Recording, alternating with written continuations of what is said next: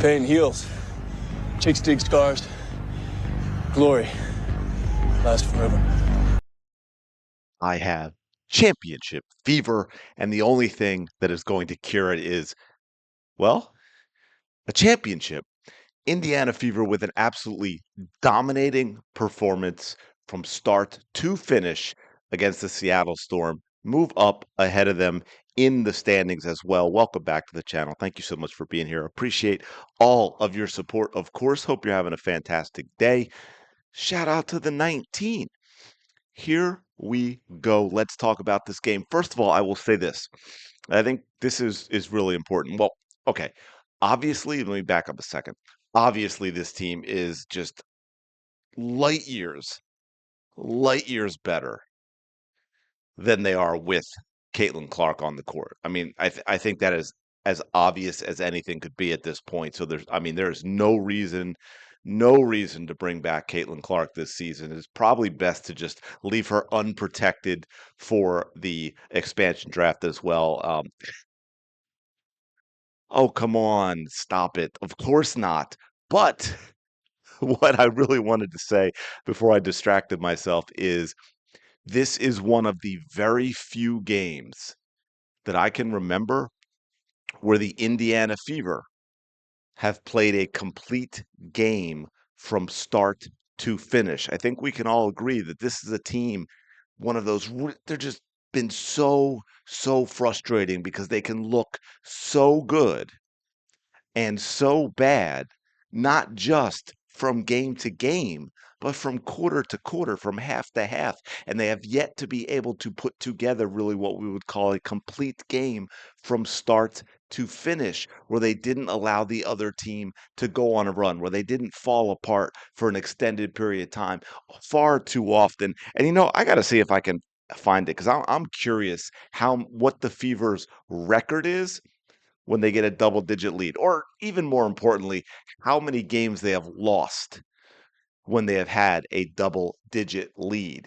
Because I tell you, I think that's what we were all expecting, right? When we rolled into that second half, 50 to 39, we're thinking, oh, here comes that third quarter again. You know, White's inspirational speech and incredible in game adjustments at halftime going to lead to another loss as they blow another double-digit lead, but it didn't happen. They were consistent from start to finish. They actually won every single quarter of this game. Aaliyah Boston was a slow start. I think, correct me if I'm wrong in the comments, because I didn't make a note, but I had it in my head. I think she started one of six, if I'm not mistaken, right? And man, she picked up as the game went on, got kind of into a rhythm. Odyssey Sims was solid. I mean, you can see in the shooting, right? This team they shot over 50% as a team from the field overall, right? That includes the threes, 7 to 17. They didn't actually shoot as many threes as they normally do, only shooting 17. That is far. I think they averaged like 25, 26 threes a game, something like that. Shot very well from the line, but they were just solid. They weren't beating themselves tonight. And one of the things I got to point out, just because it has been a struggle for them, it's wild. I saw a stat. It might even been during the game. They're averaging like seven, 7 or 8 fewer rebounds a game when Caitlin Clark is not playing. And that goes, if I may shift to Caitlin Clark for a moment, that goes down to something that's really, really important that isn't talked about enough, again, with Caitlin Clark, and that is her impact beyond the statistics. And because Caitlin Clark is such an incredible passer, and not just in a half court set, as we all know, but an incredible passer from anywhere on the court, that makes other teams adjust how they play, which does what? One of the things it does is it makes other teams, unless, of course, Stephanie White has her way, but when Caitlin Clark is being Caitlin Clark, it makes other teams not crash the boards. It makes other teams not worry as much about offensive rebounds because they're worried about, damn, if Caitlin Clark gets that basketball, we better all the way be back at the other end and pick up who we're supposed to have, or we're going to give up an easy bucket. that makes the Indiana Fever, just by having Caitlin Clark on the court, a better rebounding team, and it limits second chance points for the other team. And that is absolutely huge. And that is yet another in a long list of things Caitlin Clark does just by being on the court that nobody even talks about. So there's a little nugget for you. A little nugget for you, because I got to tell you, overall, this game was kind of boring. But there's a little nugget for you to when the people go crazy and tell you how Caitlin Clark isn't very good, there's something else you can throw at them. But man, one thing that really did irk me though is Michaela Timpson not going in, playing at the very end of the game. I mean, they had a nice lead for quite a while. And it was actually, I can't remember what the largest lead was, but I want to say it was around 30. Maybe it was 28 or 29, but there was no reason for Michaela Timpson to only play 4 minutes. That's absolutely absurd. And again, that's another knock against Stephanie White, because it was a great opportunity to get Michaela Timpson a good number of minutes. And she could have played the entire fourth quarter, honestly. Get her some minutes. That was a great opportunity to, one, get a win against the team that was ahead of you in the standings, and also get some more minutes for your rook. We all know the potential she has, and I am afraid Stephanie White is stunting that potential. But just as a team, they were solid.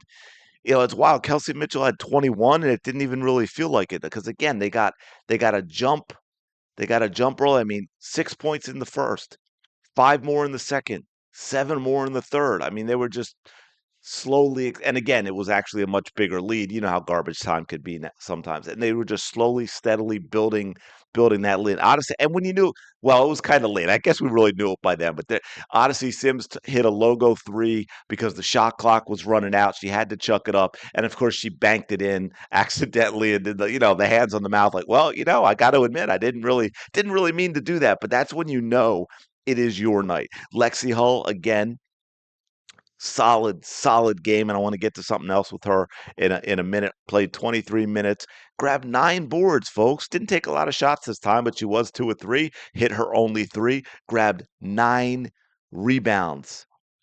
Oh man, see, I got so into the Caitlin Clark's impact thing with the rebounds. The point I was going to make is tonight, because we've talked about this in a few of the games, because it had been significant the way that Fever have been getting out rebounded.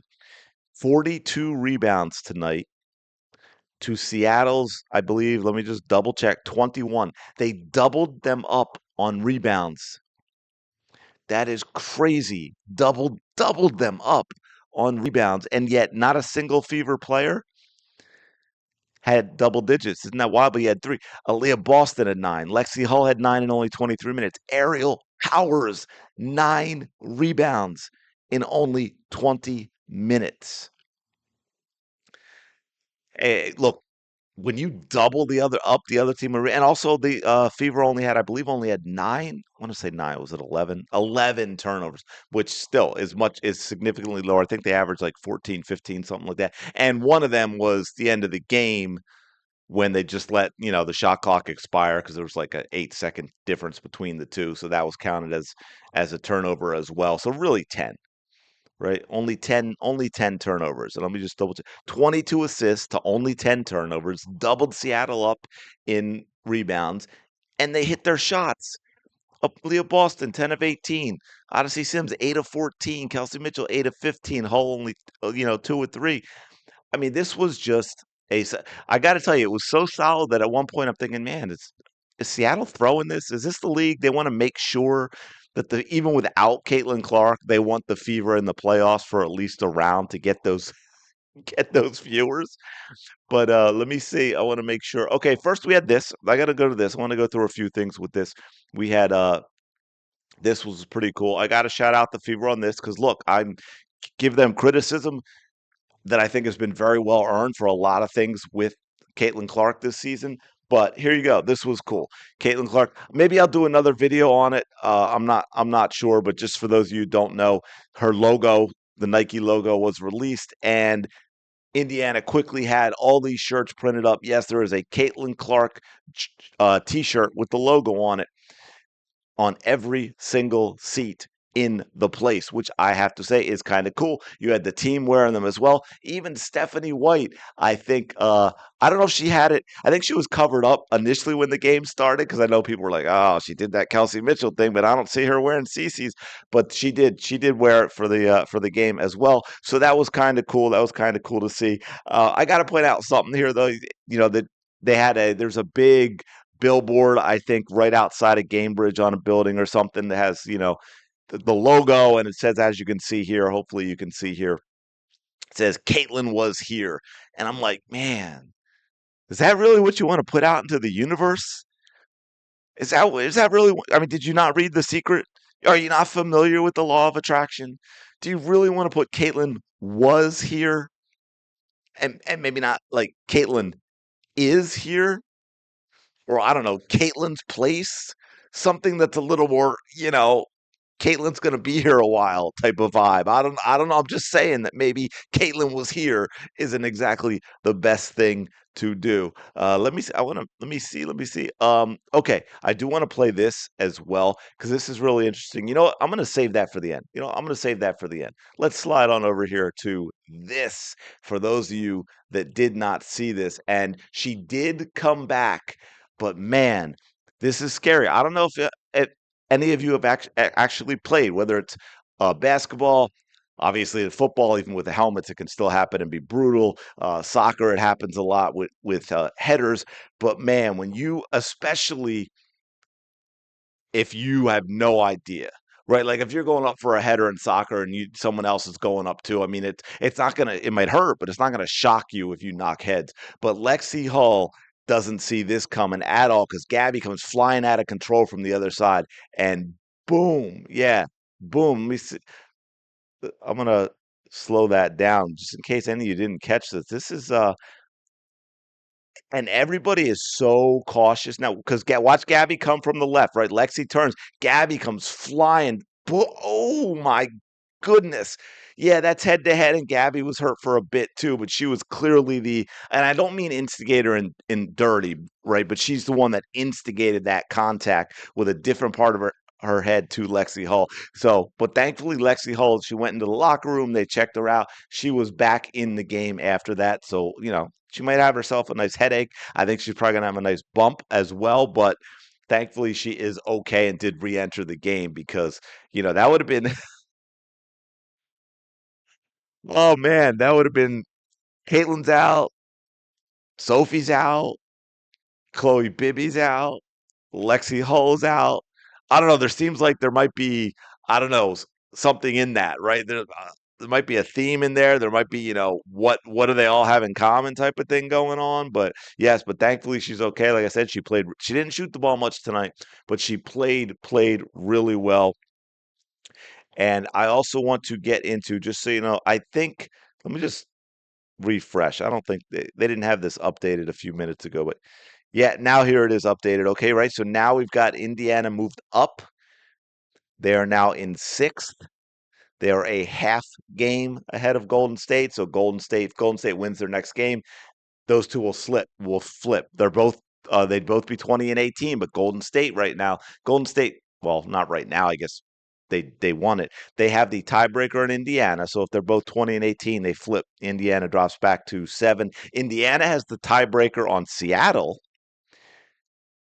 and then the Sparks have the tiebreaker on Indiana. But that is a huge, huge win for the Indiana Fever. Make no mistake about what a big deal this game is, not only in terms of positioning, and they give themselves a little space on Seattle, just a little bit, half a game, but still, that half game is in the loss column, which is a bigger deal because now and I think it's Indiana that has played one less than Seattle. So what I'm saying is if it just came down to those two and Indiana loses their next game with the tiebreak, they're still ahead of the Seattle Storm. But the big deal is now we're talking about 3 games in hand against the Los Angeles Sparks. Yes, it's a game and a half in the standings, but Los Angeles has played 3 fewer games now. They're playing right now, probably as I'm doing this, or playing soon.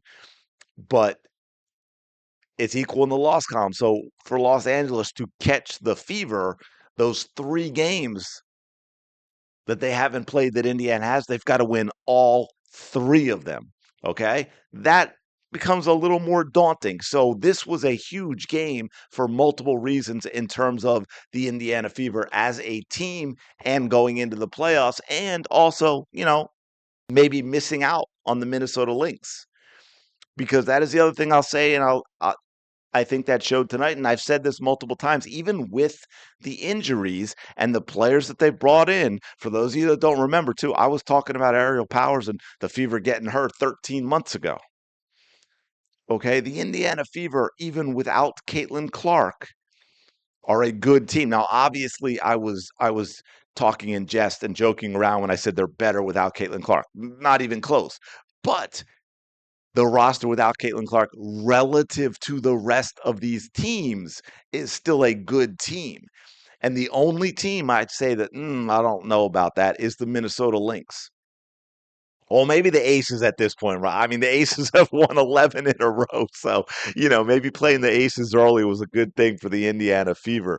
But yeah, but this is huge. When you look at where it puts them with Seattle and having the tiebreak advantage, and then especially the Sparks, now that 3-game gap, that is absolutely a big deal, because we also have this, right? There it is. Phoenix Mercury, Los Angeles Sparks play each other tonight, 10 Pacific.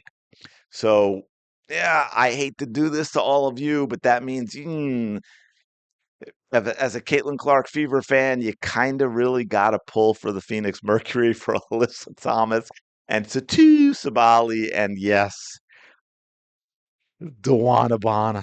Yes, you have to do it. I'm sorry, that is the way that it is. But look, yeah, overall, top to bottom, absolutely solid win from this team. Uh, and like I said, I don't want to go into, but I thought it was kind of a boring game. Like, there's not a lot to talk about in terms of how the game was played and what they did. I think for me, and talking to all of you, is more the impact that it's going to have on the team for the season, and what a big game this was. And of course, I wanted to talk a little bit about Caitlin Clark and getting her logo and them having sort of an unofficial Caitlin Clark night, which I thought was really cool, and throw that thing out there about that. Yeah, a little nugget of, just her being on the court, what that does in terms of rebounding. Not just rebounding, but it limits second chance points for the other team. Yeah, anyway, I talked about it already. You can rewind. But one last thing I do want to leave you with, because I just think this is interesting and I want to talk about it. And it is relative, because this was tonight. And this is Lisa Leslie talking about whether the Indiana Fever should bring back Caitlin Clark at all this season. Oh, and here's what I was looking at, right? 8-5 with her, 11-13 without, 87.8 points. When I hit play, I think you'll see that says 83.6. So it's a little more than, and then there's the rebounding. 37 when Caitlin Clark's out, only 31.3 when she's not playing. But let's take a listen to what Lisa has to say. Mid-July, but perhaps could be nearing a return to help the playoff push. And she could provide quite a boost, Lisa. She could provide an amazing boost. But again, I'm just going to put my coach's hat on, my GM hat on, you want to see Caitlin Clark for the longevity of her career? I'm just thinking, me personally, I would not put Caitlin Clark back on the floor this season. And the only reason why I say that is because I had the injury that she had. That deep groin injury is nothing to play around with. It can feel like you've never had it. You make one move, one cut, boom, she's back in the same spot. I don't know that it's worth risking it. If they get the 8th spot and you get into the playoffs, is it really worth looking at Minnesota round 1? I don't know. That's just my opinion. What you think? Man, I mean, it would be lovely to get her back, but we care about Caitlin Clark playing basketball for a very, very, very long time. And so Do we, though? Do we? I mean, we do, obviously, but do they? Is that the vibe you all have gotten from the past year plus, that they want to see Caitlin Clark play basketball for a very long time? I have not gotten that vibe. Just hearing that makes me get a little drunk. Uh, but and I will say this, I'm going to let her finish because she has some other things I want to talk about. But with regard to Lisa Leslie, I think Lisa Leslie having a groin injury that was sort of a persistent thing that bothered her, kind of Yeah, one, yeah, it's experience, and so she has that position to talk from, which is good, but also the fact that she struggled with it and at times where she, it's like, "Hey, I'm healthy," and then re-injured and stuff. That's always also obviously going to color her perception because my thing to that and what she says about, "Is it worth it?" And, "Oh, you can be feeling great and then you cut and you have." Yes, but you then have to define what you mean about bringing her back. Is she fully healthy? If she's fully healthy, then you're not talking about an increased risk of a re-injury occurring. Does that make sense?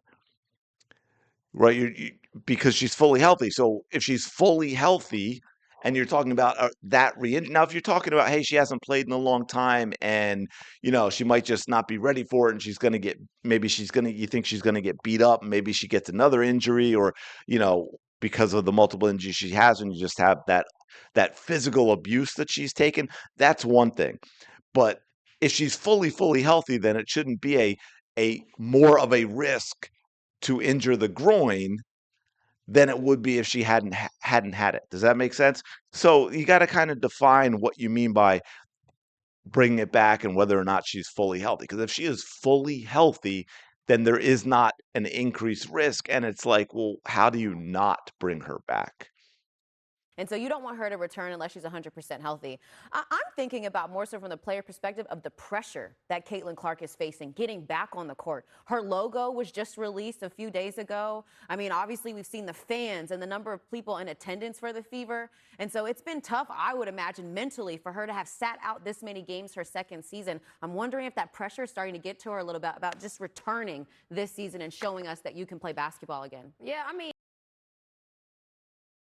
Now, with that, which by the way, I think that's actually, I gave her some stuff for what she said initially, but for that is an interesting point. And I listened to this a couple times because I went back and forth on how to take that, of whether she means, is Caitlin Clark feeling the pressure and that maybe she doesn't want to return? That was kind of that thought I had the first time I listened to it. But when I listened to it a couple more times and then again while y'all are here, I was like, I think she's meant it the other way in that Caitlin Clark could maybe lean toward wanting to take that risk of returning sooner and getting back out there before the season ends because, well, one, to show people she can play to help her team, but also because of the fans, because we know how important the fans are to Caitlin Clark, which is a completely different mindset, obviously, from Caitlin Clark than if she was like feeling pressure in that in terms of how is she going to perform. So that may play into it. I mean, I don't know, but my thing is this: if you have a player that good, it's if she's fully healthy, you have to bring her back. Even if it's off the bench, even if it's limited minutes to have that option, right? Have her on the active roster. Now, if with everything she's gone through, it's, oh, well, there's, and I know it can be hard to quantify, but if just they know from everything they're looking at and experience and history and good doctors and all that, you're saying, it's not a lot, Caitlin, but there is an increased risk of you re-injuring the groin if you come back now than if we just shut it down, have an off season, get lots of rest. Because again, the season doesn't start until next April, or do they not even go into camp in May? I forget, but April or May, that's a long way away. And obviously she'll do off-season training and stuff, but that doesn't even have to, I mean, she could take a couple months of doing nothing. Well, obviously her rehab and all and stuff, but you know what I'm getting at. And so maybe, yeah, that's a tough one because the Fever are sitting in an interesting position right now after this. I mean, this does change a lot of things that compared to if they had lost this game. So anyway, I'm gonna leave it there. I did not expect this one to be this long. I know I kind of talked about a lot of things more than the specifics of the game, but it all stemmed from the game. So hopefully you got a little something out of it. Let me know your thoughts on all of this in the comments below. Do you expect to see her back? What do you think of the well, I might do another. I don't know. But let me know here. What do you think of the logo? them having this night, the whole 9 yards, Lexi Hull, the whole deal. Anyway, smash the like button, subscribe to the channel if you're enjoying the content. I do appreciate it. Go have the day you deserve. I will talk to you later.